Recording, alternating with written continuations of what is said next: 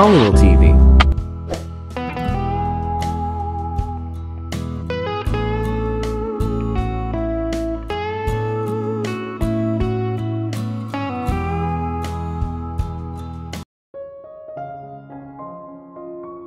Kanina pang natetensyon si Laika habang palakad-lakad siya malapit sa entrance ng building kung saan ginaganap ang Crafts for a Cause.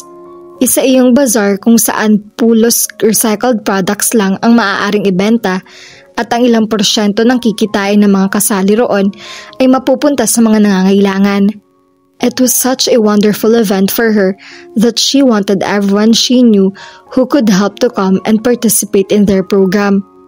Nang mag-ring ang cellphone niya ay sinagot agad niya iyon. Hello? Hi baby, masayang bati sa kanya ni Drew pagkarinig nito sa boses niya. Hi baby ka dyan, pasinghal na ulit niya sa sinabi nito. Nasaan na kayo? Hindi ba sinabi ko na sa inyo na huwag kayong magpapalit? Grabe ka naman, kung makapag-sermon ka, parang kami na lang ang hinihintay dyan ah. Kayo na nga lang ang hinihintay ko. Sabi niya kahit hindi naman iyon totoo. Kumakain na mga kasamahan at karamihan sa bisita. Nasaan na ba kayong banda? Malapit na kami. Huwag akong pagalitan mo. Itong si Vic ang may kasalanan kung bakit kami natagalan. Ang tagal-tagal na namin pinupuntahan ng Glorieta. Hanggang ngayon nawawala pa rin siya. Kung hindi ba naman tanga, hindi ba? Narinig niya ang pagdepensa ni Vic sa background maging ang pag-awat ni Luigi sa mga ito. Malamang na si Heto nagmamaneho at siyang dakilang driver ng mga ito. Natatawa na lang siya habang nakikinig sa kaguluhan ng mga ito. She invited them to see their event. Binigyan niya ng mga tiket ang mga ito at sinabihan na magkita-kita na lang ang mga ito kung saan para sabay-sabay na ang pagpunta ng mga ito sa venue. Bukod sa mga kaibigan niya ay may isa pa siyang hinihintay na bisita niya. It was Vernon. Pinaabot na lang niya sa kanyang sekretarya ang invitation letter at ticket nito dahil nahihiya na rin siyang istorbahin pa ito. Hindi na niya ipinaalam iyon kahit kanino para kung sakali ay wala namang masisisi si Vernon kung bakit nangungulit pa rin siya. Kung ang mga kaibigan niya ang nasaway na naman sa kanya ay simple lang ang alibay niya. It was just pure business. Wala iyong mali siya, swear. But of course, that was a lie. Hindi siya ma-excite at matetensyon ng ganoon kung hindi niya inaasam ang pagdalo ni Vernon. It was a semi-formal event and she really made an effort to look great in her little black and black dress. Kaya malamang na makakantsawan na naman siya ng mga kaibigan niya. Huminga siya ng malalim at muli naghintay. Hanggang sa naisipan na niyang tanungin ng isang staff nila na nakapwesto rin malapit sa main entrance. Bawat tiket na ipinamigay nila ay may kanya-kanyang code at inililista rin nila kung kanino mapupunta ang bawat tiket para malaman nila kung sino ang nakadalo o hindi. She was about to ask if someone with a ticket code 1226 had arrived when she saw the ticket on the table. A man was writing his name on the registration sheet they provided and there she saw his name. Gio Valdez? She silently asked herself. Bigla ay napaangat siya ng tingin kaya nakumpirma niyang hindi nga si Vernon ang lalaking katabi niya. Alam niya ang pag-aari ni Vernon ng ticket na iyon dahil siya mismo ang pumili ng ticket number na iyon para sa binata. It was the date of her birthday. The man holding the ticket was someone she didn't know. He was wearing a white long-sleeved polo and black pants. On his shoulder was his black coat which was paired with his bottom. Despite the outfit, he didn't seem like an intimidating person. So she dared to ask who he was. Hi, are you a friend of Vernon Marcelo? Nakangiting tango niya. Yeah, I'm Gio Valdez. Nakangiti ring sagot nito. I know. Tila naguluhan nito sa sagot niya. I mean, I read your name on the registration sheet. Sabi niya, sabay turo sa papel na sinulatan nito. And we have a list of ticket numbers, so I was just wondering, is Vernon coming? I'm afraid not. Medyo marami pa siyang ginagawa sa opisina niya eh. Natameme siya at nagdismaya. Hey, cheer up. Pangaalo agad nito sa kanya. Bigla tuloy siyang nahiya. Hindi niya alam na ganun daw naka-obvious ang reaksyon niya. What's your name? Tanong ni Gio sa kanya. She felt stupid for not introducing herself. That was so rude of her. Nakalimutan niyang parte pa rin ng trabaho niya ang magpakilala sa mga bisitang naroroon. I'm sorry. My name is Laika Mendez, but please do call me Lai. Ah, I thought so. Napakunot siya ng noo kaya ito naman ang nagpaliwanag sa kanya. I've heard a lot about you from Vern. She smiled nervously. Ano kaya sinasabi ni Vern tungkol sa akin? Don't worry, your secret is safe with me.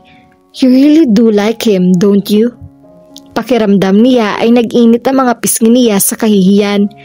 Wala lang pala sa itsura nito. Pero mapang-asar din ito tulad ng mga kaibigan niya. Tama ba naman tanungin pa iyon? Halatang halata na nga siya nito.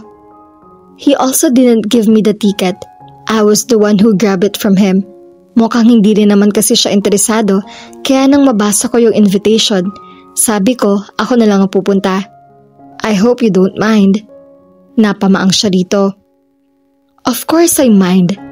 Gusto niyang awayin nito. Kung pwede lang, baka kanina pa niya itong hinampas. He had no right to get someone else's invitation. Kung sabagay, sinabi naman ito na abala si Vernon kaya hindi ito makakapunta. At marahil para siguro hindi masayang ang ticket, kaya kinuha na lang nito iyon mula kay Vernon. Naiinis man siya ay inisikaso na rin niya ito gaya ng pagtrato niya sa iba pang bisita. Nang dumating na mga kaibigan niya ay nalaman niyang kakilala rin pala ng mga ito si Gio. Hanging out with her friends wasn't really her intention that night. But then, instead of being frustrated, she just laughed it out with them. Ang akala niya ay tuluyan ng matatapos ang gabing iyon na dismayado siya sa hindi pagdalo ni Vernon, ngunit bigla silang maghiwa-hiwalay ng mga kaibigan niya at ni Gio ay may ibinulong ito sa kanya. You can come next week at Vern's office if you like. Doon gaganapin ang birthday party niya since tumapat yun sa araw ng Biyernes. Nabuhayan siya ng loob ng sinabi nito, lalo nang palihim na iniabot nito sa kanyang imbitasyon sa sinasabi nitong okasyon kaya ngiti-ngiti siya nang muling humarap dito. It seemed he couldn't be helped but be amused at her reaction. Hindi lang niya magawang tumili dahil siguradong magtatanong ang ibang kasama niya. Pero sa isip niya ay masayang-masaya talaga siya. Hirap na hirap sa paglalakad si Lai dahil sa taas ng takong ng sandalyas na suot niya. Kapares ng gown na binili niya ng ora-orada. Sa tagal kasi niyang pumili ay namalaya na lang niya na kinabukasan na pala ang kaarawan ni Vernon.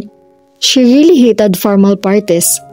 Bukod sa mabusisi ang kinakailangang gawin paghahanda, ay naiinis siya sa ideyang pupunta pa rin siya sa parlor para lang magpaayos. Na para bang kapag nagbabad siya roon ng buong araw ay mag-iiba talagang itsura niya.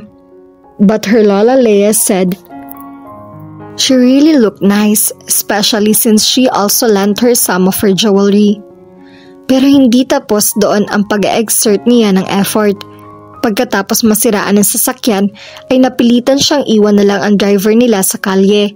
Ngunit pagsakay niya sa taxi ay naipit naman sila sa traffic.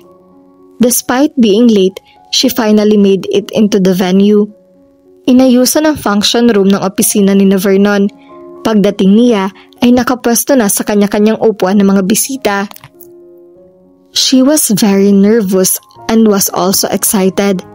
Nang makita niya ang mga regalo na kapatong sa isang gilid, ay nahulaan niyang doon iniiwan ng mga regalo para kay Vernon. Bahagya pa siya nag-alangan kung ipapatong din niya roon ang regalo niya. Bukod kasi sa maliit iyon kumpara sa mga paper bag at kahon na may kanya-kanyang balot at ribbon, ay magmumukha iyong kakaiba dahil recycled paper lang ang ipinambalot niya roon. It was actually a souvenir from the crafts for a cause event. All the visitors stood up while clapping because Vernon's father was about to give a speech. Bahagya siya nagpalinga-linga hanggang sa tuluyan na siyang tumiyad para makita kung nasaan si Vernon. Mabuti na lang at napuna agad siya ni Gio na mukhang inaabangan talaga ang pagdating niya dahil papalapit na ito sa pwesto niya na malapit na rin sa entrance. "Hi, I'm glad you made it." Nakangiting bati nito sa kanya.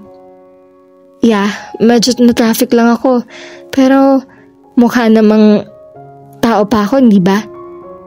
"You look great." Kahit paano'y kumalma siya. She was never vain, but when it came to Vernon, she really learned to be conscious about how she looked, especially that day. Hindi niya alam kung bakit natetensyon siya habang iniisip kung ano ang dapat sabihin kapag nagkita sila ni Vernon. She was thinking of greeting him first before asking why he didn't attend their event. Naagaw ng ama nito ang atensyon niya. Mr. Nelson Marcelo was introducing Kirsten Lee, the daughter of her best friend, whom he wanted to be his son's fiancé. Ipinaliwanag nito sa kanilang lahat na matagal na nito iyong plano maging ng kaibigan nito. Bahagya pa nga nito ikinuwento kung paano nagkaroon ng kasunduan ng mga ito. Of course, there's no wedding date yet. Ayoko namang sabihin ng anak ko na binibigyan ko agad siya ng sakit ng ulo. Lalo na't kailan lang ay naging CEO siya. Sabi pa nito. Nagtawa na ng mga bisita. Napayuko naman siya. For a few seconds, she stood there as if she was just having a bizarre dream. But when she looked at Gio and saw that he was also staring at her, she walked away. Bigla ay marami nagsulputang tanong sa isip niya. Iniisip niya kung sinasadya ba iyon ni Gio para lang pagtripan siya o gusto lang nitong ipakita sa kanya ang totoo para tigilan na niya ang kaibigan nito. And what about Vernon? Did he know she was coming? Kasabot ba nito si Gio? Hindi na niya alam kung ano ang dapat niyang gawin sa sitwasyong iyon. All she wanted was to go home. Nag-aabang na siya ng taxi nang may humawak sa braso niya at mabilis na pinaharap siya rito. It was Gio. He had worried expression in his face. She couldn't help but stare at the floor. It was bad to know that Vernon belonged to another woman, but it was worse to have someone she really didn't know pity her. Masyado na yung nakakahiya para sa kanya. Lalo na't hindi na niya maitago ang pag-iyak niya. Sinadya mo ba to? Lakas loob na tanong niya rito para kahit paano ay may masagot sa mga katanungan niya. No, I didn't know about the engagement. I swear, I just invited you over so you could see Vernon, but I'm sorry, Lai. Hindi ko talaga inaasahan to. Natarantang sagot nito. Somehow, she felt he was telling the truth. Still, it didn't ease the pain she was feeling. Nagulat din siya sa biglang nararamdaman niya pagkarinig niya ng tungkol sa engagement. She should have expected that. But she didn't because she thought she could still have a chance to win and to be with Vernon. It was just ironic of her. Kahit matagal na niyang alam na engaged na si Vernon kay Kirsten, wala siyang laban kay Kirsten dahil kitang-kita niya sa mukha ng mga magulang ng mga ito na masayang-masaya mga ito na ipinagkasundo ang dalawa. Now, she felt like losing something that wasn't hers in the first place. It also didn't help that Vernon stood beside Kirsten as they faced the audience. Kitang-kita niya na wala ring anumang pagtutol sa mukha nito. Everything was planned, and she was just a nuisance to everyone. Dapat pala'y nakinig na lang siya sa mga kaibigan niya. Dapat ay hindi na lang siya nagpumilit pa na makipaglapit kay Vernon. He already rejected her anyway, and if he really did care, he should have shown it to her. Pakiramdam tuloy niya ay ang tanga-tanga niya. Parang nahirapan siyang huminga at bigla ng lamig ang pakiramdam niya. Dala na rin siguro talaga ng awa ay niyakap siya ni Gio. Lalo na nang makita nitong nanginginig na siya at hindi na makapagsalita. She just stood there crying, letting a stranger hug and pacify her. Lai was sitting in front of her study table. She was busy answering an email when she heard Gio call her first name. Laika, gusto mo ng blueberry cheesecake? Malambing na tanong nito sa kanya. Ayoko, busog pa ako. Sagot niya habang hindi inaalis ang tingin sa monitor ng laptop niya. How about ala-aray?